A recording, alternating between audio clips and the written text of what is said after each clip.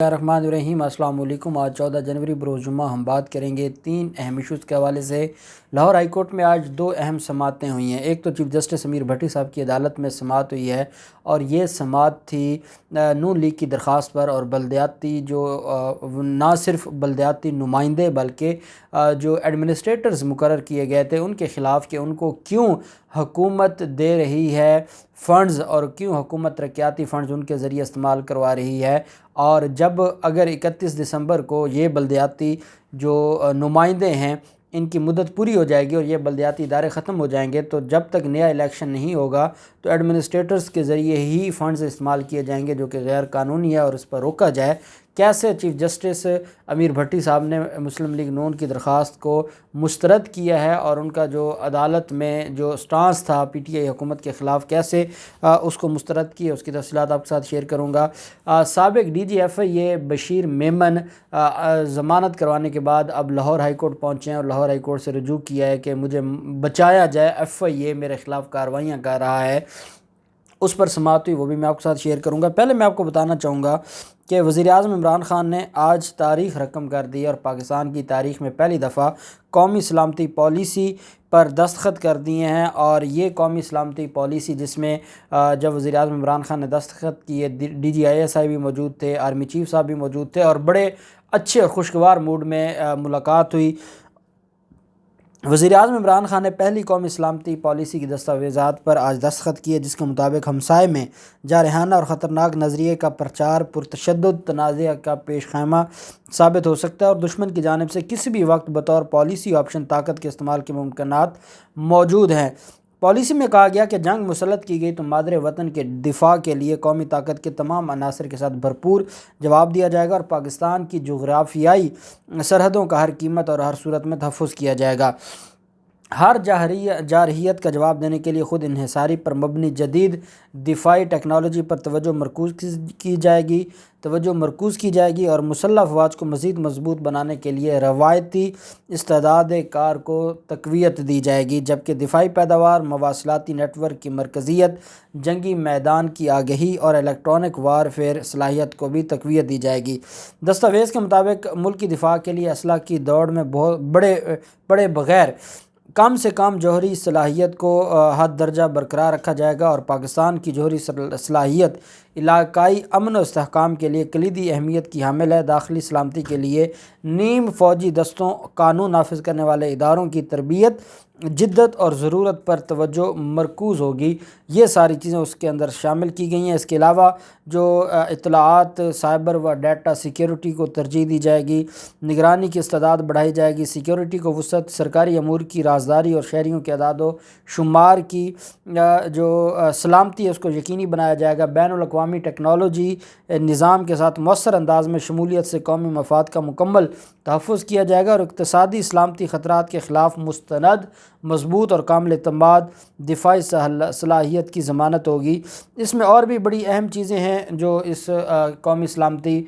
Policy میں شامل کی گئی ہیں۔ یہ پاکستان کی تاریخ میں پہلی دفعہ یہ پالیسی سامنے آئی ہے، اور یہ وزیر اعظم عمران خان کو اس کا کریڈٹ جاتا ہے، اور آرمی چیف قمر باجوہ صاحب کو اس کا کریڈٹ جاتا ہے۔ اس کی وجہ یہ ہے کہ یہ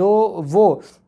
ایک حکومت کے ہیڈ اور ایک فوج کے ہیڈ، ان 2 لوگوں نے مل کر اس پر کام کیا، اور یہ جو پالیسی ہے یہ دشمن کو ہر وقت ٹف ٹائم دینے کے لیے تیار ہوگی، اور یہ وہ پالیسی ہے کہ اگر دشمن میلی آنکھ دیکھے گا تو دوبارہ اجازت نہیں لینا پڑے گی، دوبارہ اس معاملے پر میٹنگز نہیں بلانا پڑیں گی، اجلاس نہیں بلانا پڑیں گے، بلکہ یہ پالیسی آ گئی ہے اور اس کے مطابق کوئی ایسا خطرہ کسی بھی صورت میں پاکستان کے خلاف اللہ نہ کرے کوئی ہوگا تو اس کا بر وقت منہ توڑ جواب دیا جائے گا۔ اور اس پر میں مبارکباد پیش کرتا ہوں پوری قوم کو بھی، وزیر اعظم عمران خان کو بھی اور آرمی قیادت کو بھی، کہ یہ جو سٹیپ لیا گیا ہے یہ واقعی پاکستان کی بقا کے لیے بہت اہم سٹیپ ہے، اور اس سے پاکستان میں مزید جو خوشحالی ہے اور پاکستان کی جو سیکیورٹی ہے اور سیکیورٹی کا نظام ہے وہ مزید بہتر ہوگا۔ لاہور ہائی کورٹ میں منی لانڈرنگ کے معاملے پر ایف آئی اے کو سابق ڈی جی ایف آئی اے بشیر میمن کے خلاف تعدیبی کارروائی سے روکنے کے لیے عدالت سے لاہور ہائی کورٹ سے رجوع کیا تھا بشیر میمن نے، جس کی درخواست پر عدالت نے نوٹس جاری کرتے ہوئے 3 فروری کو ریکارڈ طلب کیا ہے۔ بشیر میمن کے خلاف جو کارروائیاں ہیں اور بشیر میمن کے خلاف جو انکوائری ہے ایف آئی اے کی، اس پر طلب کیا ہے۔ جسٹس امجد رفیق صاحب نے سابق ڈی جی ایف آئی اے بشیر میمن کی درخواست پر سماعت کی۔ سابق ڈی جی ایف آئی اے کی طرف سے میاں علی اشفاق ایڈوکیٹ صاحب عدالت میں پیش ہوئے۔ درخواست گزار موقف اختیار کیا گیا کہ ماڈل صوفیہ مرزا کے کیسز میں تحقیقات نہ کرنے کے الزام میں ایف آئی اے نے انہیں طلب کیا۔ سابق ڈی جی ایف آئی اے نے کہا کہ میں تینوں مقدمات میں براہ راست نامزد نہیں ہوں۔ مقدمات میں ماڈل صوفیہ مرزا کے سابق خاوند عمر فاروق ظہور کے خلاف کارروائی نہ کرنے کا الزام لگایا گیا ہے۔ انہوں نے کہا ٹرائل عدالت سے عبوری ضمانت کے بعد بھی تفتیش میں شامل ہو چکا ہوں۔ بشیر میمن کے وکیل نے کہا کہ 3 مقدمات کے علاوہ بھی ایف آئی اے کی جانب سے مقدمات بنانے کا خدشہ ظاہر کرتے ہوئے استدعا کی کہ معلومات تک رسائی دی جائے اور ہمیں بتایا جائے کہ ہمارے خلاف کون کون سی انکوائری پینڈنگ ہے، ہمارے خلاف کون کون سی کارروائی کی جا رہی ہے۔ اور ساتھ انہوں نے کہا کہ جو قانون کے تحت تمام مقدمات کی دستاویزات فراہم کی جائیں اور درخواست کے حتمی فیصلے تک ایف آئی اے کو تعدیبی کارروائی سے روکا جائے۔ یہ نہ ہو کہ 3 مقدمات میں اگر ہم نے ضمانت کروا لی ہے تو وہ کسی اور مقدمے میں ایف آئی اے بشیر میمن کو گرفتار کر لے، یہ استدعا کی گئی۔ تاہم عدالت نے درخواست گزار کے وکیل کی استدعا منظور کرتے ہوئے ایف آئی اے کو سابق ڈی جی کے خلاف جو تعدیبی کارروائی ہے اس سے روک دیا ہے۔ ایف آئی اے کے سابق سربراہ بشیر میمن پر یہ الزام تھا 2 جنوری 2022 کو بیرون ملک مالی جرائم میں مطلوب ملزم کی مبینہ سہولت کاری اور اس شخص کے خلاف منی لانڈرنگ کے الزامات کی تحقیقات میں ناکامی پر انکوائری سامنے آئی تھی اور اس میں وہ پیش بھی ہوئے تھے، اور ملزم کی حوالگی میں مبینہ ناکامی پر وزارت خارجہ کے 2 اہلکار بھی ویڈیو لنک کے ذریعے ایف آئی اے لاہور کی تحقیقاتی ٹیم کے سامنے پیش ہوئے تھے۔ بشیر میمن ویڈیو لنک کے ذریعے ایف آئی اے پنجاب کے ڈائریکٹر ڈپٹی انسپکٹر جنرل محمد رضوان کی سربراہی میں مشترکہ تحقیقاتی ٹیم کے سامنے پیش ہوئے تھے۔ ایف آئی اے کے سابق سربراہ سے عمر فاروق ظہور کے زیورخ اور اوسلو میں مالی جرائم کے 2 مقدمات میں سہولت کاری اور بحیثیت ڈائریکٹر ایف آئی اے ان کے دور میں انسانی اسمگلنگ کے حوالے سے پوچھ گچھ کی گئی۔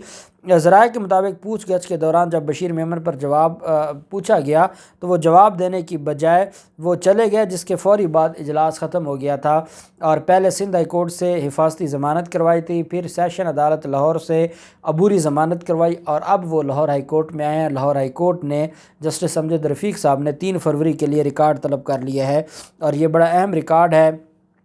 ایف آئی اے سے، اور ایف آئی اے پھر اس معاملے کو دیکھے گا اور ریکارڈ جمع کروائے گا، ایف آئی اے اپنا جواب جمع کروائے گا اور اس کے بعد عدالت اس معاملے کو دیکھے گی۔ جو اس کا بیل کا کیس ہے وہ میرٹ کے اوپر الگ ہوگا۔ یہ ہے ایک جنرل درخواست ہے کہ اس کے خلاف ٹوٹل جو کارروائیاں ہیں اس کے بارے میں انفارمیشن لینے کے حوالے سے۔ لاہور ہائی کورٹ میں چیف جسٹس صاحب کی سربراہی میں ترقیاتی منصوبوں کے لیے فنڈز ایڈمنسٹریٹرز کے ذریعے جو دینے کا معاملہ ہے اس کو چیلنج کیا گیا تھا۔ لاہور ہائی کورٹ میں چیف جسٹس صاحب کی سربراہی میں 2 رکنی بینچ نے بلدیاتی نمائندوں کو ترقیاتی منصوبوں کے فنڈز کی فراہمی کے لیے جو درخواست ہے اس پر سماعت کی۔ عدالت نے فریقین کو مزید دلائل کے لیے 26 جنوری کو طلب کیا۔ چیف جسٹس کا کہنا تھا کہ بلدیاتی نمائندوں کی مقررہ مدت ختم ہو گئی ہے، اب کیا ہو سکتا ہے؟ اب اگر بلدیاتی نمائندے یہ کہیں کہ ہمیں فنڈز دیے جائیں اور ہم فنڈز لگاتے ہیں اور ایڈمنسٹریٹر کے ذریعے فنڈ نہ لگائے جائیں ترقیاتی فنڈ، تو چیف جسٹس امیر بھٹی صاحب نے کہا کہ آپ لوگ اب آئے ہیں جب 31 دسمبر کو آپ کا ٹینیور ہی ختم ہو چکا ہے، تو اب سوائے ایڈمنسٹریٹر کے جب تک نئے انتخابات نہیں ہوتے تو کون سی اتھارٹی ہے جو فنڈز تقسیم کرے گی یا فنڈز لگائے گی، فنڈز کے اوپر عوام کو ریلیف دے گی؟ انہوں نے کہا کہ بعدی نظر میں آپ کی جو درخواست ہے وہ اب زائد المیعاد ہو چکی ہے، آپ اس بات کو ذہن میں رکھ کر دلائل دیں کہ کیا اب آپ کی درخواست 31 دسمبر کے گزرنے کے بعد کامل ثبات ہے یا نہیں ہے۔ اب بلدیاتی نمائندوں کی بجائے ترقیاتی منصوبوں کے لیے فنڈز ایڈمنسٹریٹرز کو ملیں گے۔ ایڈمنسٹریٹرز کو اس وجہ سے ملیں گے کہ جب تک نئے بلدیاتی الیکشنز نہیں ہو جاتے تب تک جو فنڈز ہیں وہ ایڈمنسٹریٹرز کے ذریعے ہی دیے جائیں گے۔ اس موقع پر درخواست گزار کا یہ بھی کہنا تھا کہ سپریم کورٹ کے فیصلے کے بعد حکومت نے جو کیا وہ اب وہی کرے گی اور یہ جو معاملہ ہے اس معاملے پر ہمیں ریلیف دیا جائے۔ اور کہا کہ کیوں ہمارے خلاف جو بلدیاتی جو انتخابات ہیں وہ کیوں ڈیلے کیے جا رہے ہیں حکومت کی طرف سے، یہ حکومت غلط کر رہی ہے۔ اتنے میں سرکاری وکیل بھی عدالت میں موجود تھے، انہوں نے کہا کہ حلقہ بندیوں کے حوالے سے انتظامات کیے جا رہے ہیں، الیکشن کمیشن اپنا کام کر رہا ہے اور ہم اپنا کام کر رہے ہیں، اس کام کے لیے ہم نے کمیٹیاں تشکیل دے دی ہیں، شیڈول بعد میں جاری ہوگا۔ 12 دسمبر کو آرڈیننس جاری ہوا، اس وجہ سے تاخیر ہوئی۔ چیف جسٹس صاحب نے یہ بھی کہا کہ اہم سوال یہ ہے کہ اگر 3 ماہ کے اندر آرڈیننس ختم ہو جائے گا تو پھر اس کے بعد کیا ہوگا؟ اگر یہ ایکٹ آف پارلیمنٹ نہ بنا تو پھر یہ معاملہ کیسے چلے گا، اور ایڈمنسٹریٹرز کا جو معاملہ ہے یا جو بلدیاتی الیکشن کا معاملہ ہے وہ کیسے چلے گا؟ تو عدالت نے کہا کہ ایڈوکیٹ جنرل پنجاب عدالت کی معاونت کریں اور عدالت کو بتائیں، کیونکہ چیف جسٹس امیر بھٹی صاحب نے بڑی پیاری بات کی کہ ہم کسی بھی ادارے کو یہ نہیں کہہ سکتے اور ہم اسمبلی کو یہ نہیں کہہ سکتے کہ یہ قانون منظور کریں، یہ ہمارا دائرہ اختیار نہیں ہے، لیکن ہم صرف یہ پوچھنا چاہتے ہیں کہ یہ جو آرڈیننس ہے، اس آرڈیننس کے بعد حکومت اس معاملے کے اوپر کیسے قانون سازی پر کام کب آغاز کرے گی اور یہ قانون سازی کب تک ہوگی۔ ایڈیشنل ایڈوکیٹ جنرل صاحب نے جواب دیا کہ اسٹینڈنگ کمیٹی کے پاس یہ قانون پڑا ہے اور جو اس کو پاس کروانے کے حوالے سے کام جاری ہے، مختلف کمیٹیوں سے ہو کر یہ دوبارہ اسمبلی میں پیش کیا جائے گا، جس پر چیف جسٹس صاحب نے کہا کہ عدالت قانون سازی کے لیے حکم جاری نہیں کر سکتی، بس اتنا بتایا جائے کہ آرڈیننس کب تک قانون بن جائے گا، تاکہ جو یہ درخواست ہے کہ ایڈمنسٹریٹرز کو روکا جائے، تو پھر عدالت اس وجہ سے اس پر کوئی فیصلہ نہیں دے سکتی کہ جب تک نئے انتخابات نہیں ہوتے۔ پہلے جو بلدیاتی ادارے تھے وہ ختم ہو چکے، اب ایڈمنسٹریٹر کے ذریعے ہی جو ترقیاتی فنڈز ہیں وہ لگائے جائیں گے، اور جب نیا الیکشن ہوگا تو اس کے بعد پھر یہ معاملہ دوبارہ بلدیاتی جو نمائندے ہیں ان تک چلا جائے گا۔ تو اس وجہ سے جو یہ استدعا ہے یہ مسترد کی جاتی ہے کہ ایڈمنسٹریٹرز کو نہ دیے جائیں، اور یہ استدعا کہ حکومت کو یہ کہا جائے کہ وہ قانون سازی کرے، تو عدالت نے کہا کہ حکومت کو عدالت نہیں کہہ سکتی کہ آپ قانون سازی کرے، ہاں رپورٹ ضرور طلب کر سکتی ہے کہ کب تک ہو جائے گی اور یہ جو آرڈیننس ہے یہ کہاں تک یہ معاملہ پہنچا ہے۔ تو یہ بڑا